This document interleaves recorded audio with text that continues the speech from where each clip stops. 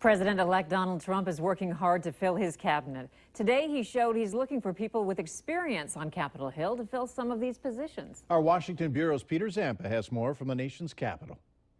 Should not be happy with Washington. President-elect Donald Trump filling out his team with people who have backed him from the get-go. The first senator to back Trump, Jeff Sessions, tapped to be Attorney General of the United States. Gary Nordlinger, a political management professor at George Washington University, says Trump is keeping his friends close. Given Trump's personality and given the way that Trump was treated by the Republican establishment, I think he needs to be filling it with loyalists. This posting, like others, is not without controversy. Sessions has been accused on multiple occasions of using racially charged language, even preventing Sessions from becoming a federal judge in Alabama. John Malcolm from the Heritage Foundation says there is no merit to these accusations. I would expect that there will be some partisan Democrats who will try to recycle those scurrilous allegations, but I doubt that will hold him up for a confirmation. Another pick from here on Capitol Hill, Kansas Congressman Mike Pompeo tapped to be the new CIA director.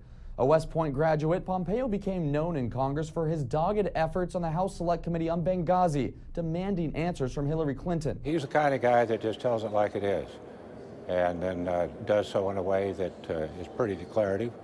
I think that appealed to the president-elect. It's straight talk, and Mike's got the experience to do it. Kansas Senator Pat Roberts says Kansans should be proud, knowing Pompeo has the ear of the president on matters of intelligence. Putting the security of the United States first and making sure that that job is being done properly, and that involves every Kansan, but involves every citizen of America. Both Pompeo and Sessions will need to be confirmed by the Senate.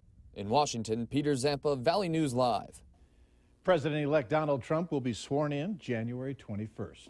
Later in sports, we'll check in with the Bison in South Dakota as Beth Hool has an exclusive interview with Chris Kleiman. And after fighting for years to win customers, the two biggest U.S. arch rivals in fantasy sports world are merging.